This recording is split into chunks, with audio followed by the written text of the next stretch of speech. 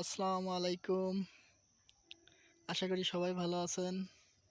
আলহামদুলিল্লাহ আমিও ভালো আছি। এই তো পেঁয়াজের জমিতে আসলাম। আসছি অবশ্য ভিডিও করার একটা উদ্দেশ্য আছে। আপনাদের একটা জিনিস দেখাবো।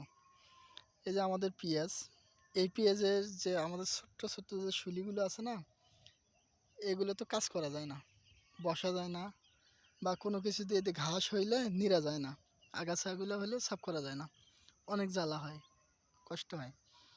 তাই আমাদের এই জমিতে কাজ করার জন্য একগুলো জিনিস বানাইছি অবশ্য। সেই জিনিসটা দেখার জন্য এই ভিডিওটা করতেছি।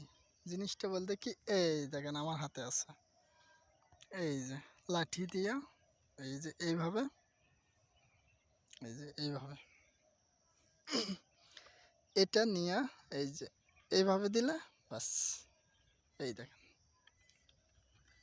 দুই হাত দিয়ে এই সুন্দরভাবে, মানে দাঁড়েও করা যায়, সাফরি করা যায় সুন্দরভাবে। এই এই জিনিসটা দিয়ে সারা দিন কাজ করলে কোনো শরীরেও ঘাটতি হবে না, কোনো কিছুই হবে না, আর পেঁয়াজও নষ্ট হবে না। এই জিনিসটা দেখার জন্য আমার অবশ্য মূল উদ্দেশ্য এই যে এইভাবে এইভাবে মানে সুন্দর কাজ করা যায় এটা দিয়ে শুধু এইভাবে ধরে আর খালি টান দেওয়া, ধরে টান দেওয়া, সুন্দর হয়। পেঁয়াজের সমস্যা হয় না, গাছও নষ্ট হয় না, ভাঙেও না।